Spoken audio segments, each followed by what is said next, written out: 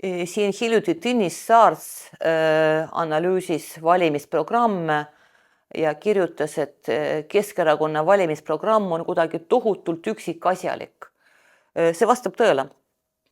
Ja ma isegi ei nimetaks seda valimisprogrammiks, on pigem tööplaan. Ja miks see on nii? Sellepärast, et Keskerakonnal on ilmselt kõikidest erakondadest, kes täna üritavad kandideerida kohalikele valimistele, kõige suurem Tallinnale juhtimise pädevus. Nii et see programm on tõesti väga üksikasjalik ja selles ei ole üldse õhku, sest Mihhail Kõlvart tuli see halb inimene, kes tõmbas sealt maha kõik kahtlased või populistlikud lubadused, mida sinna muidugi pakuti, sest kõik teavad ju, kuidas valimisi võidetakse. Suure suuga luba palju ja siis ütle, et ei saanud seda teha, kuna olid koalitsioonis ja paha partner oli see takistus, kes seda ei lubanud. Aga kuna meil on lootus, et me oleme see suur partner koalitsioonis, kui üldse, võib-olla oleme üksinda võimul, elu näitab. Aga kui oleme koalitsioonis, oleme ikka see suur partner, kes paneb need oma lubadused sinna programmi ilusti sisse ja need ka täidab. Ja see on meie plaan, nii et see pole lihtsalt valimisprogramm, see on tööplaan ja ma väga loodan, et ka Tallinna elanikud toetavad selle plaani elluviimist. Leidke see aeg, minge palun Keskerakonna leheküljele, programm on suur, 37 lehekülge. Aga ma usun, et iga linnaelanik ja iga linnaosa elanik leiab seal punkte, mis on talle südamelähedased ja mille täitmist ta tegelikult soovib. Mis te arvate, kas te üldse saate need oma lubadused täita, kui olete koalitsioonis?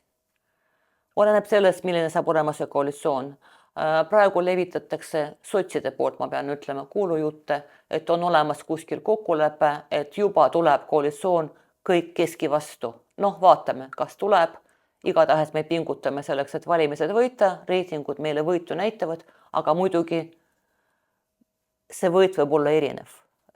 Nii et palun, kui te toetate Keskerakonna maailmavaadet või kui te toetate Mihhail Kõlvartit linnapeana, sest tema isiklik reiting on erakonna reitingus palju kõrgem Tallinnas. Tulge palun valima ja toetage Keskerakonna kandidaate, sest see korralagedus, mida me siin näeme 1,5 aastat, peab lõppema. See pole enam normaalne, mis toimub Tallinna juhtimises. Ja viimane küsimus, mida te arvate Keskerakonna vastasest kampaaniast? Noh, teate, ma olen Keskerakonna liige aastast 2009 ja need olid ajad, lausa mitu pikad aastad, kui Keskerakond oli Eesti poliitika peksupoiss. Nii et nii isiklikult mina kui ka paljud erakonna liikmed on endale väga paksu naha kasvatanud. Nii et me ei lase ennast sellest häirida.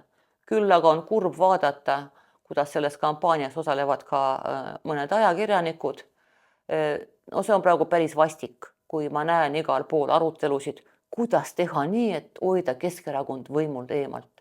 Ma saan aru, et Keskerakond võib-olla teile ei meeldi sõbrad, aga see on erakond, kellel on Tallinna linnas kõige kõrgem reiting. Me oleme mitu peajagu teistest ees ja ei ole nagu päris ilus teha mingisugused kokkuleppeid, et kuidas nagu eirata nende linnaelanike soovi näha meid võimul. Nii et ma ikkagi soovitan kõigile 10 korda sisse välja hingata ja mõelda realistlikult. Et üritame ikka olla konstruktiivsed ja lõpetame selle kodusõja, sest mida sügavamasse kaevikutesse me praegu iseennast kaevame enne valimisi, seda raskem saab olema tulevane koostöö ja see kahjustab kahtlemata Tallinna elanike huve.